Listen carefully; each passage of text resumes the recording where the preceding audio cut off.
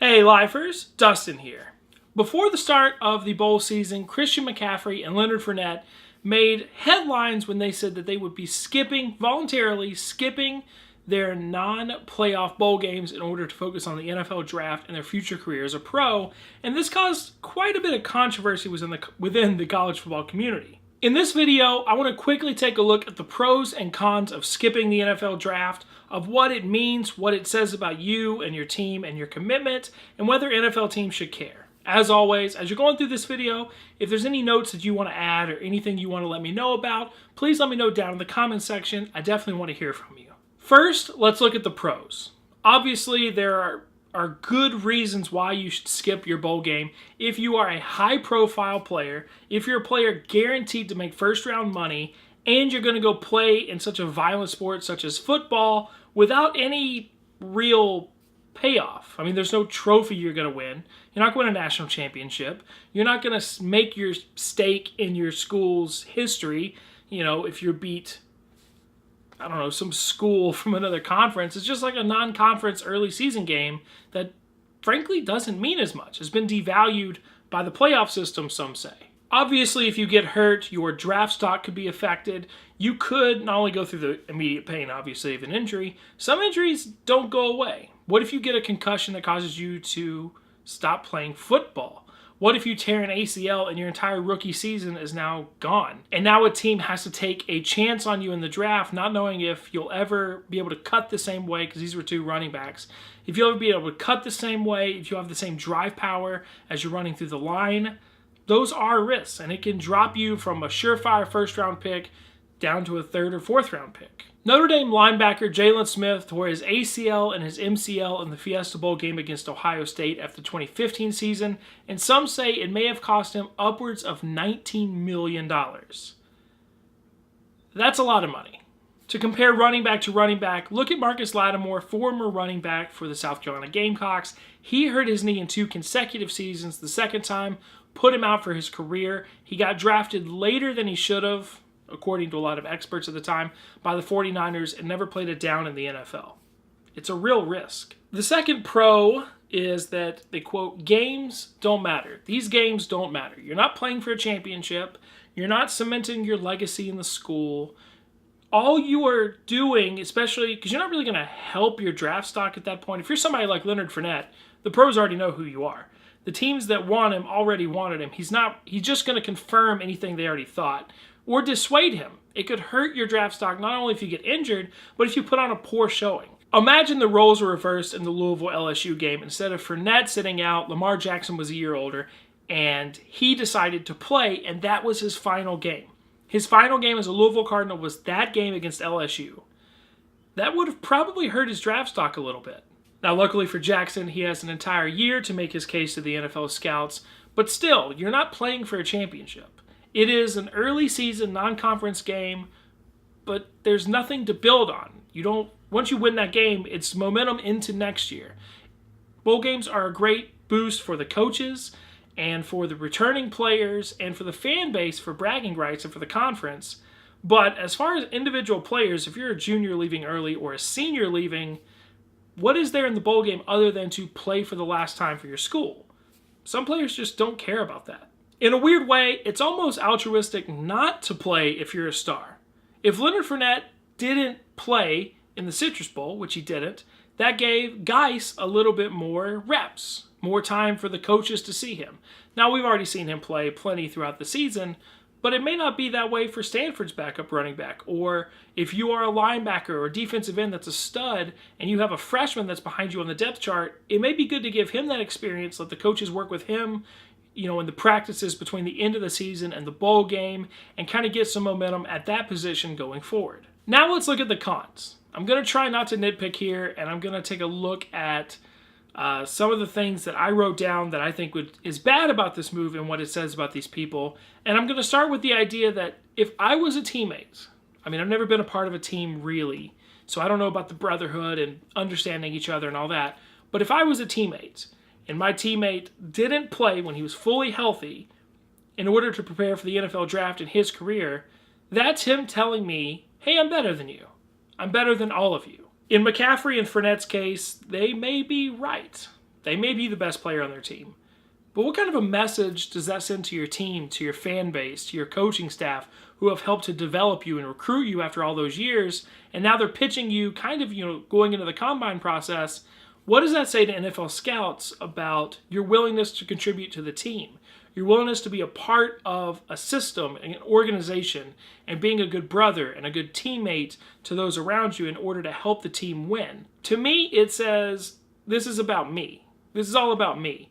I know I can put insurance policies that would give me a couple $1 million, but I would rather just not play in this meaningless game in order to focus on myself. But, hope you win.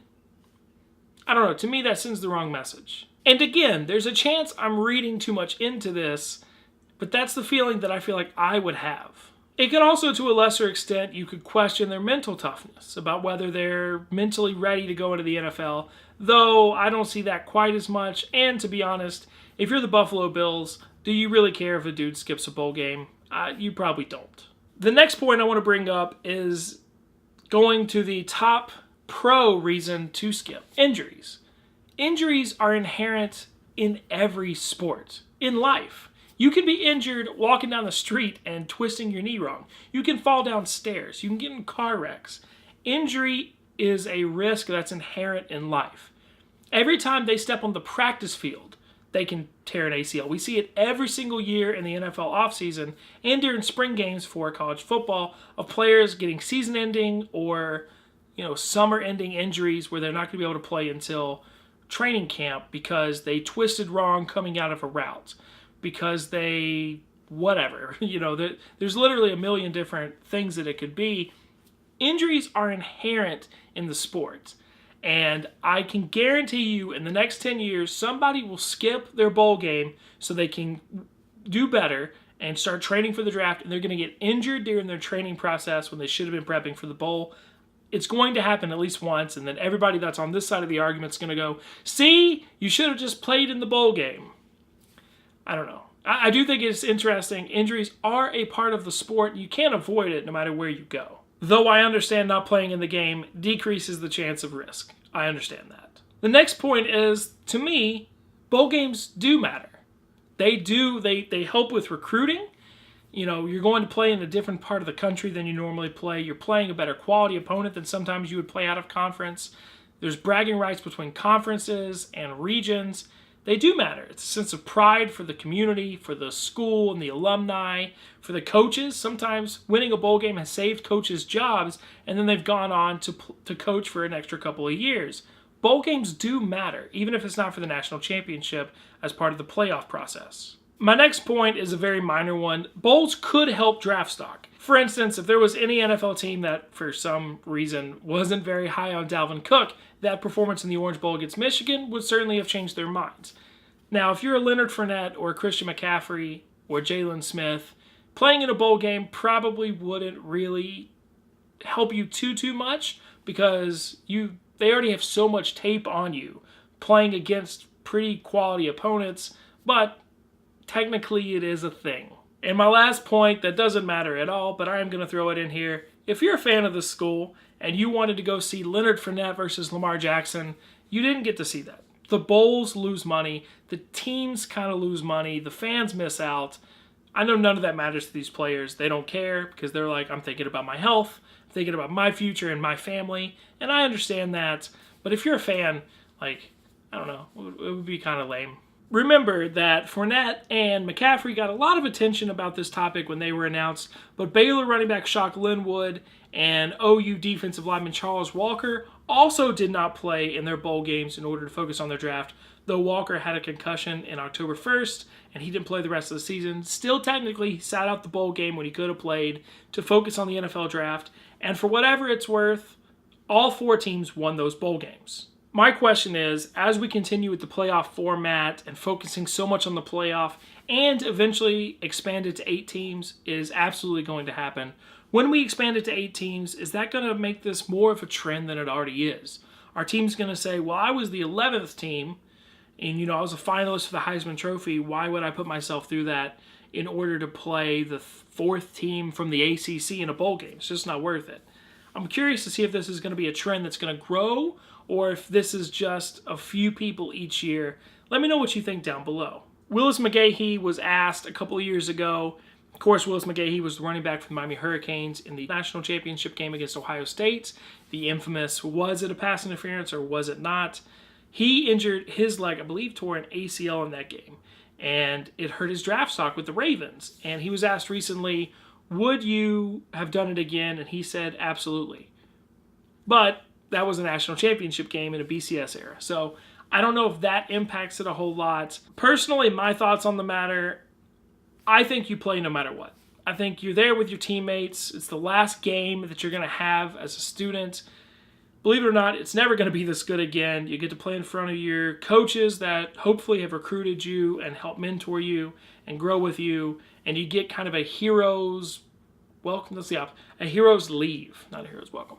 You get a hero's leave. The fans love you, and they were, in my opinion, more likely to welcome you back with open arms instead of kind of a bitter taste like, oh, you think you're too good for us now. I may be reading into all this too much, but that's kind of the way I feel about the situation. I'm really curious to see what you guys think. Let me know that down in the comment section. Thank y'all so much for watching. I hope you're enjoying these Saturday subject videos. Only 25 Saturdays left until the very start of the college football season for 2017. I literally can't wait. Thank you so much for watching. I really appreciate it. As always, if you enjoyed this video, please make sure to give it a big old thumbs up. You can also click the trophy circle right there to subscribe and catch more videos, or watch some more right over here to the right. Thank you so much for watching, and as always, until next time. Hey Lifers, Dustin here. Before the start of the bowl season, Christian McCaffrey and Leonard Fournette made headlines when they said that they would be voluntarily skipping their non-playoff bowl games in order to focus. Are good reasons why you should skip your bowl game if you are a high-profile player, if you're a player guaranteed to make first-round money, and you're going to go play in such a violent sport such as football without any real pay team and your commitment, and whether NFL teams should care. As always, as you're going through this video, if there's any notes that you want to add or anything you want to let me know about, please let me know down in the comment section. I definitely want to hear from you. First, let's look at the pros. Obviously, there are on the NFL draft and their future career as a pro, and this caused quite a bit of controversy within the college football community. In this video, I want to quickly take a look at the pros and cons of skipping the NFL draft, of what it means, what it says about you and your payoff. I mean, there's no trophy you're going to win. You're not going to win a national championship. You're not going to make your stake in your school's history, you know, if you're beat, I don't know, some school from another conference. It's just like a non-conference early season game.